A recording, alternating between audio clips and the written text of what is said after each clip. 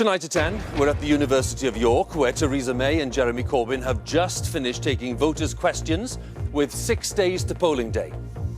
For 90 minutes, the two leaders faced questions from an audience drawn from the city of York and surrounding areas. Theresa May was pressed on Brexit, on social care policy, and on the capped level of nurses' pay. We recognise the work that the NHS staff do. I'm being honest with you in terms of saying that we will put more money into the NHS, but there isn't a magic money tree that we can shake that suddenly provides for everything that people want. For Labour, Jeremy Corbyn was challenged on leadership, on the use of nuclear weapons, and on his plans to raise some taxes. We have to respect the needs of people and, frankly, challenge all of us to say, if we want to live in a society that genuinely cares for all, we've got to be prepared to deal with issues of inequality and pay for it, and I'm prepared to do that. And in another development earlier today, a Conservative candidate was charged in connection with expenses claimed in the last election 2 years ago. Also tonight, police investigating the Manchester attack evacuate part of the city for several hours. A bomb disposal unit was called in after a car was found that detectives say could prove to be significant. President Trump's decision to take America out of the Paris Climate Change Agreement is widely criticised by countries around the globe. It's a hard knock life for us. And a new production of Annie opening in London. We speak to Miranda Hart about her West End debut. Suddenly doing something new when you're known for other things was intimidating, but now I love it. You pull it off so well. Totally love it. And coming up in Sports Day on BBC News, as thousands of football fans descend on Cardiff this weekend, security said to be tight ahead of tomorrow night's Champions League final.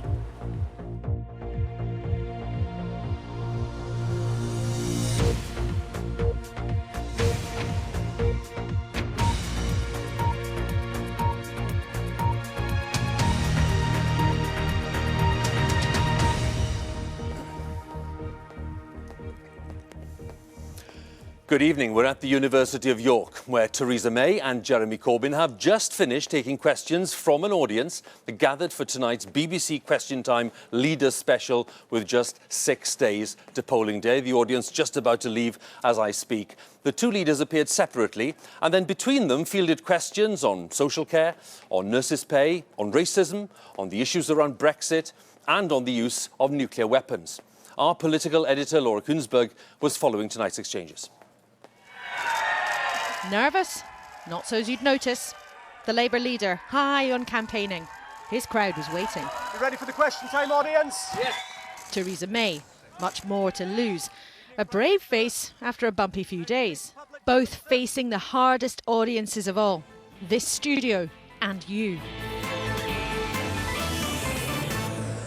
A smile, but a hard start for the Prime Minister.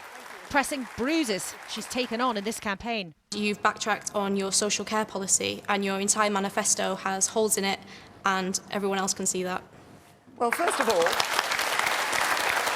it would have been easy. I could have said, OK, I'm Prime Minister, there's another couple of years going, why don't I just stay and hang on in the job? But I didn't do that. I've called an election because of Brexit. I was willing to do that because I think this is a really important moment for our country. You've called a general election for the good of the Conservative Party and it's going to backfire on you. No, I called... Then to what her team thinks is her biggest advantage, Brexit. But why not give people a second vote? We were all told lies. So even people who voted out, perhaps they should be given the second chance. So you should have the confidence to say, shall we have another vote? I think collectively, people here in the UK said, you know what, that's not the way to behave. If the people have given their choice, let's listen to the people and actually deliver on it. On the wrong information. Then question after question about social care and her change of heart. You kind of spend your whole life, obviously, working hard to build up a nest egg, but if it's all going to be sort of taken away from you again, if your care is needed, then essentially why should you even bother in the first place? And so it's today that we see people sometimes having to sell their house in order to pay those bills. Now, what we say is that under the system we introduce, which is important because we need a sustainable system for the future, given the ageing population, if we do nothing, our social care system will collapse. If you can tell us what the floor is, now, why can't you tell us the cap? Because on the floor, I think it's important that we give people the protection of their savings, which is greater than it is today. That's why we've set that figure at 100,000. But on the cap, as to where you set that figure as to the absolute figure that people pay, amount that people pay, I think it's right that we have that consultation. Then pressure on the NHS and this nurse's pay packet. My wage slips from 2009 reflect exactly what I'm earning today. So how can that be fair? We have had to take some hard choices across the public sector in relation to public sector pay restraint. We did that because of the decisions we had to take to bring public spending under control, because it wasn't under control under the last Labour government. And I'm being honest with you in terms of saying that we will put more money into the NHS, but there isn't a magic money tree that we can shake. And then the reality of what some people experience over their mental health. I've been waiting a year and a half for this, and I have suffered so much over that year, in part because of the work capability assessment. I'm not going to make any excuses for the experience that you've had. That's why I think it is so important that we actually do deal with mental health. And this is something where we do look at improving how that assessment is taking place. Then to her rival, Jeremy Corbyn. Good evening, Mr Corbyn. The first challenge, whether he'd play Brexit hardball. If the EU understands your position that no deal is a bad deal, then you've got no chance. We're not approaching these negotiations by threatening Europe with setting up some kind of low-tax haven for big corporations in this country. We're instead saying we want to continue that trading relationship outside the European Union. He was pressed on whether he'd work with the SNP and whether the country can afford his plans. Is Labour's manifesto a realistic wish list, or is it just a letter to Santa Claus? I urge you to read it. I think it is a serious and realistic document that addresses the issues that many people in this country face. And I'm thinking of last time Labour were in government, they left a note at the Chancellor's office saying, "We've no money left." Do you know what? The very richest in our society have got richer. There's been more and more tax giveaways at the top end and more charges at the other end. It's time to rebalance it. Then his own long-held resistance to nuclear weapons came under pressure. If Britain were under imminent threat from nuclear weapons, how would you react? I think the idea of anyone ever using a nuclear weapon anywhere in the world is utterly appalling and terrible. It would result in the destruction of the lives and communities and environment for millions of people. Are you saying there are no circumstances under which you'd use it? Any circumstances where anyone's prepared to use a nuclear weapon is disastrous for the whole planet.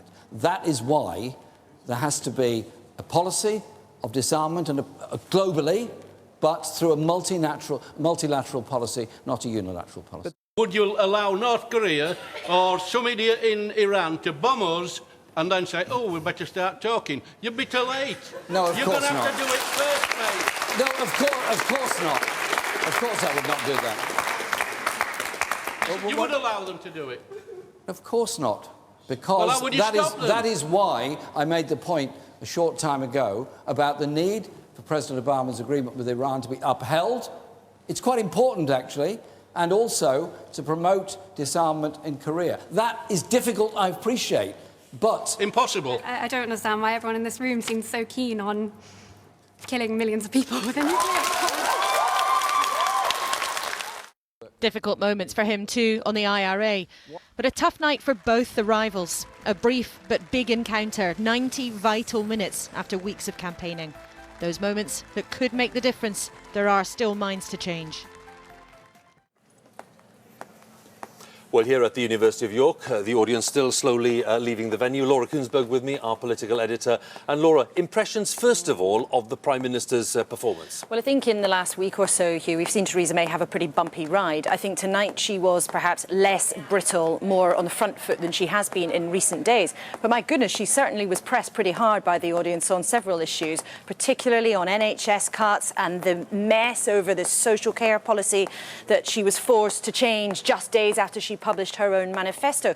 And in a funny way, that's a problem of her own making. And clearly tonight, many members of the public have been quite aware of that big mistake, as it's seen by many people inside the Tory party. So, you know, I think in a sense, her team will, of course, say it was all terribly positive, but I think they might be relieved that she did seem to be more on the offensive rather than being defensive and somehow cowed by the event. But she was certainly given a hard time by the audience. Did their job very well. Indeed. And how did you see that contribution by the Prime Minister comparing to Mr Corbyn's? Well, I think, again, he faced a pretty hard time. And I think, again, in the last few days, he's seemed more and more comfortable almost with every moment of the campaign. But I think tonight, in a funny way, it was the other way around. He started off very, very comfortable, very at ease. But towards the end, he faced a barrage of questions over his long-held opposition to nuclear weapons. Now, remember, of course, it's Labour Party policy to keep the Trident nuclear deterrent. But he was pushed again and again by audience members over whether or not, as Prime Minister, if this country was under attack, would he actually push the button? We know his answer to that question is no. But that's been one of his most vulnerable points to many members of the public since he became the Labour leader. So in a sense, there's an interesting contrast here. Theresa May was under attack because of a problem of her own recent making. For Jeremy Corbyn, it was difficult here tonight because of something that he has believed for years. And I think in a way, the audience zoned in for both of them on their particular areas of weakness. Laura, thanks very much again. Laura Kuenssberg there with thoughts here in York this evening. We'll stay with the campaign because earlier today, as the leaders were preparing indeed for tonight's event here, the Crown Prosecution Service announced that the Conservative candidate for South Thanet in Kent, Craig McKinley, had been charged in connection with expenses claimed during the last election 2 years ago in 2015. Mr McKinley and two Conservative Party workers are set to appear in court next month. The party says it believes that the allegations are unfounded. Our Home Affairs correspondent Daniel Sanford has the details. In the 2015 general election, the voters of South Thanet were deluged by big-name Conservative campaigners, desperate to keep the seat away from Nigel Farage. Craig McKinley, I'm the local candidate, sir. Their candidate posed with every member of the front bench that he could find. Craig McKinley. The Tories won, just. But today, following an investigation started by Channel 4 News, Craig McKinley was charged with filing false expenses for the campaign. So was his agent, Nathan Gray. And the senior campaigner, Marion Little, OBE, has been charged with aiding and abetting them. This, the moment this morning when Nigel Farage heard the news.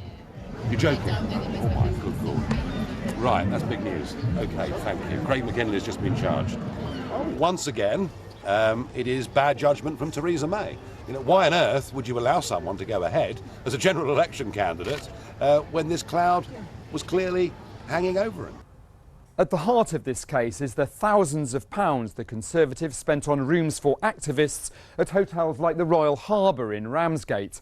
The National Party picked up the bills, but a police investigation into whether in fact they should have appeared on Craig McKinley's individual election costs has now resulted in these criminal charges. The allegation is that expenses that should have been on his official return were not.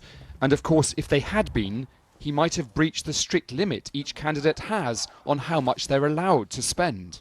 The Conservative Party continues to believe that these allegations are unfounded. Craig McKinley is innocent until proven guilty, and he remains our candidate. In a statement, Craig McKinley said, "I'm very disappointed with the way this has been handled. Why leave this until a few days before the election?" He will continue to campaign to be re-elected, though. Just being charged with filing false election expenses doesn't disqualify you from becoming an MP. His first court appearance, the 4th of July, will be less than 4 weeks after polling day. Daniel Sanford, BBC News, Ramsgate. And some more developments on the campaign trail today, because the Prime Minister found herself being criticised for her response to the decision by President Trump to abandon the Paris Climate Treaty. Mrs May refused to sign a letter from European leaders criticising the move. She said she was disappointed by the President's decision, while Jeremy Corbyn said it was reckless and dangerous. Our Deputy Political Editor John Pienaar reports now on the day's campaigning. Putting America first. It's his slogan, but there's outrage at Donald Trump's decision to pull out of the international treaty signed in Paris to tackle climate change. I was elected to represent the citizens of Pittsburgh, not Paris. The backlash has been strong, not just on his doorstep, it's gone global. World leaders are united against him, from Europe to China, in step and against the US president, lining up to join the chorus. The US decision can't and won't stop all those of us who feel obliged to protect this planet. We are convinced that yesterday's decision by the United States to leave the Paris Agreement is a big mistake. Whoever we are, we all share the same responsibility. Make our planet great again. And the rows spilled into Britain's general election. Theresa May, like many leaders, sees global warming as a threat to future generations. Out campaigning today, she explained she told President Trump by phone of her disappointment. She also defended her decision not to join European leaders in signing a statement condemning him. I made the UK's position clear to President Trump last week at the G7 meeting, as did the other G7 leaders, and I made the UK's position clear to President Trump last night. Canada and Japan have not signed that letter, neither has the UK, but we all have the same view, that we remain committed to the Paris Agreement. That was more than enough cause for Jeremy Corbyn, also out in York today, to hit out hard. Donald Trump's decision to pull the United States out of the Paris climate change deal is reckless and dangerous. And to depict the Prime Minister as too weak to stand up to America's leader. She's instead opted for silence and once again subservience to Donald Trump. It's a dereliction of both her duty to this country and our duty to our planet. The Paris Treaty committed nations to work to cut the emissions that cause climate change. It was seen by signatories, then including America, as a breakthrough. Parties have joined the wrangling from either side of the divide opened up by President Trump. Unlike almost every other Western world leader, including Theresa May, he sticks to what he promised he would do. It's called democracy. I think Trump's decision is a reckless act of environmental vandalism, but it is also an act of economic self-harm, because the truth is, in the United States as in elsewhere, the green economy is actually doing better than the rest of the economy, that there are more jobs in the green economy. So he's actually harming the US as well as harming the wider environmental movement as well. For many people, the environment may not be top of their list of priorities at election time, but issues of leadership are always big, like the question, who do you want to represent you on the world stage? Theresa May is hoping the credit she's built up since becoming Prime Minister remains strong. Her opponents are hoping it's ebbing away at the end of a campaign that's sometimes faltered. Many people make up their mind at the end of a campaign, but time's running out before the only walk that really matters, to the polling station on June the 8th. John Pienaar, BBC News, York. John there with the latest on the day's campaigning for us, following that decision by President Trump to withdraw America from the Paris Climate Treaty. We have more on that story for you, the day's other news too, so let's join Sophie now. Hugh, thank you. So when Donald Trump announced he was indeed pulling the United States out of the Paris Climate Change Agreement, he justified it by saying he'd been elected to represent the citizens of Pittsburgh, not Paris. But the city's mayor quickly hit back, saying that Pittsburgh stands with the world and will continue to support the climate change deal. Our North America correspondent Nick Bryant has been to Pittsburgh to gauge reaction there. Pittsburgh, Pennsylvania, a city twinned unexpectedly by the president with Paris, maybe for its alliterative allure. But this morning it wasn't hard to find citizens delighted by his decision. I think our president is trying to do everything that he can that's good for the American people, and that's what I like. America first. Absolutely. It's about time that people put, and presidents put, and for the people, America first. And he's doing it, and he's showing that all these agreements that are not fair to the United States, it's time they renegotiated and they become fair. The old Pittsburgh was very different from the new. Steel City, it was known as, a manufacturing capital often shrouded in smog. But now it's remade itself as a high-tech hub, often called Roboburg, because it's a centre of excellence in robotics, the place where Uber is testing its driverless cars. You were in Paris. Yeah. No, I was one of the American representatives. The city's Democratic Mayor Bill Peduto says its resurgence has been based on green-friendly policies. He's hit back at Donald Trump. The decision to withdraw is not only bad for the United States economy, but it weakens us throughout the world. It's the old rusting steel towns in the valleys outside of Pittsburgh, left behind by the new economy, where the slogan "Make America Great Again" reverberated most strongly. Donald Trump would not today be president were it not for the support he received in the Rust Belt states. They've become the critical battleground in US presidential politics. And there are many voters here who believe that the global anger over his Paris decision offers proof of his determination to fight on their behalf. At this derelict steel plant today, we found something unexpected. The old economy meeting the new. Employees from Google on a day out, learning about this region's industrial past. Ron Baroff runs this archaeological site. The Paris Accord was going to help stimulate the economy of this region. You know, green industries are really the future of this region. Unfortunately, this industry is not. The post-Paris question for the US economy. Is Donald Trump trying to revive old declining industries in a way that impedes the development of the new? Nick Bryant, BBC News, Pittsburgh. Donald Trump's decision has been strongly criticised by many in the world's scientific community today. Our science editor, David Shukman, attended the Paris meeting which produced the agreement in 2015. He looks now at the impact the US withdrawal could have. The spectacular sight of the Thames Barrier, the great defence keeping London safe from flooding, a place that researchers see as a front line in the effort to tackle climate change. What's happening here and along coasts around the world is that year by year, bit by bit, the level of the sea is rising, and that's because of global warming. It's why scientists say climate change is real and why they're so worried about what Donald Trump has just done. For people in low-lying countries like Bangladesh, holding back the rising seas is a desperate struggle. And researchers say the evidence is clear that warmer conditions will add to the dangers. Professor Miles Allen is working on computer simulations of the climate. He says that America leaving the Paris Agreement might encourage others to go as well. For the first time, we actually had all the world's countries drawing together to actually say they were going to do something about it, not just the rich countries, but everybody. And for the richest country in the world to pull out, obviously may send a very strong message to the other ones.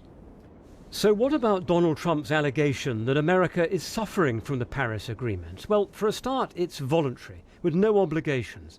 The US offered to cut its greenhouse gases by up to 28% by 2025, compared to 2005. By contrast, China pledged to reach peak emissions by 2030, a far more lenient target. Mr. Trump is right about that, but it's because China is still developing, as is India, which has promised that 40% of its electricity will be carbon-free by 2030. Slides show sea level rises. Someone who's worked for years on climate change is the economist Lord Stern, author of a highly influential report published more than 10 years ago. He was at the Paris summit in 2015, here on the left. What does he make of the Trump claims about unfairness? Given that China said it would peak its emissions by 2030 and now looks as if it's going to peak its emissions by 2020, that's not unfair to the United States. Given that Indian emissions per capita are about 10% of the United States, that's not unfair to the United States. In any event, China and India, facing a crisis of air pollution, are pushing for a cleaner future anyway. But without America's help, that might take a little longer. David Shukman, BBC News. Police investigating the Manchester bombing have seized a car that they say could be a significant development following the attack at Manchester Arena. A bomb disposal unit was sent into a street near Manchester University after the vehicle was found, and the area was evacuated for several hours. Earlier, Prince William visited the city to meet some of the police officers and medical staff who were first on the scene after the bombing. Our Home Affairs correspondent June Kelly reports. A significant development in this terrorist investigation. It could be, say the police. Today, for a time, the bomb squad were back in a student area of Rusholme in South Manchester. It's become a key location for detectives. Salman Abedi is said to have been here. At a block of flats, the police focus was on a white Nissan Micra which had been left here. A cordon went up, and for hours residents had to leave their homes as specialist teams moved in. This morning, police came rushing in, evacuated us from the house, telling us there was a bomb scare and that. It was all a bit overwhelming, you know what I mean? I've got exams coming up in about 2 days. I'm not revising. I've left all my books in there. Everything is like just in the open, so it's like it's affecting my studies in a way, really. Over the past couple of weeks, residents here, as in other parts of Manchester, have grown used to police tape and officers outside their doors. Detectives are trying to plot Salman Abedi's last days as he finalised his plan to kill and injure scores of concertgoers. Tonight, this lorry backed into position. The car was loaded up and taken away. Will it yield important evidence? There is still a feeling of rawness in this city as it welcomes high-profile visitors.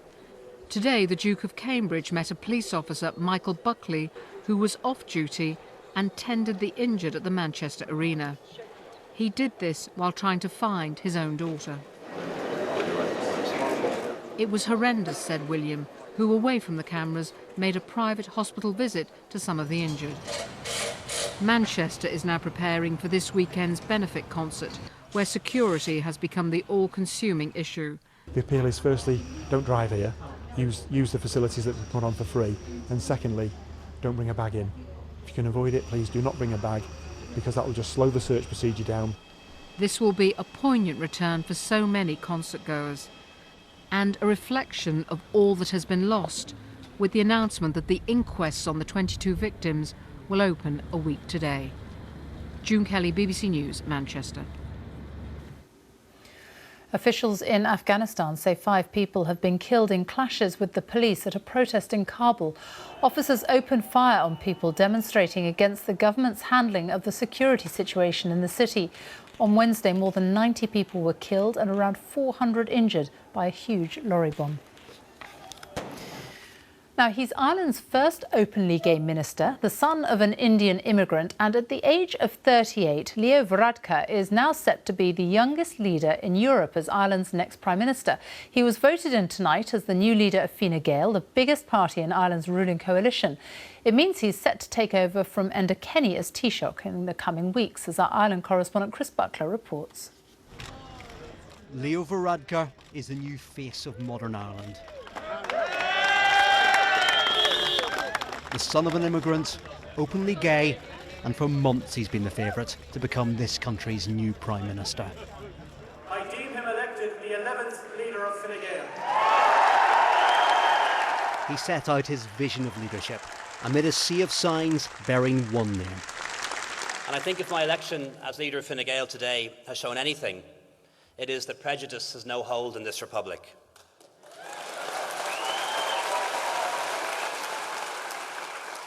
And so every proud parent in Ireland today can dream big dreams for their children.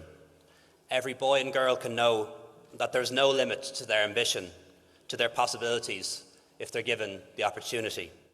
Varadkar's father was a doctor who emigrated from India and married an Irish nurse. 2 years ago, he came out as gay, ahead of a referendum on the introduction of same-sex marriage. He celebrated the yes vote on stage, a sign of social change in what many still call Catholic Ireland. And Leo is certainly different to the last Taoiseach Enda Kenny. He's not one of these high-fiving Enda Kenny types, but you know, that's not always what's needed. Councillors in the Parliamentary Party, they know what's in him, and that's steel and determination. Ireland's economy may have emerged from a time of bank crises and bailouts, but Brexit poses its own challenges for the UK's neighbour and trading partner.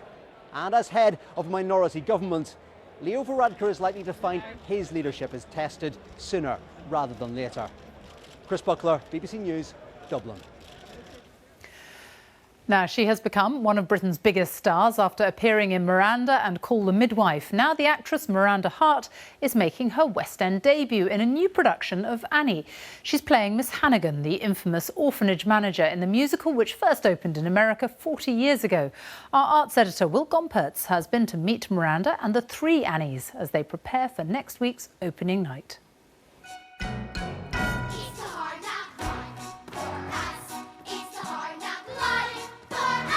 The show might be called Annie, but this particular West End production is all about Miranda.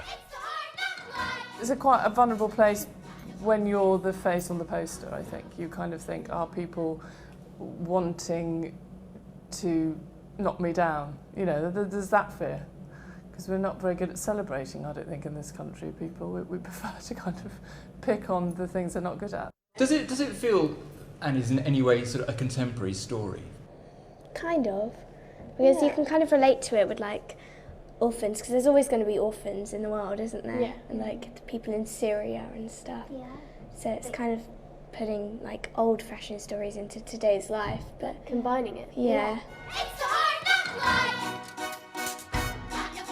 Who has got the worst American accent?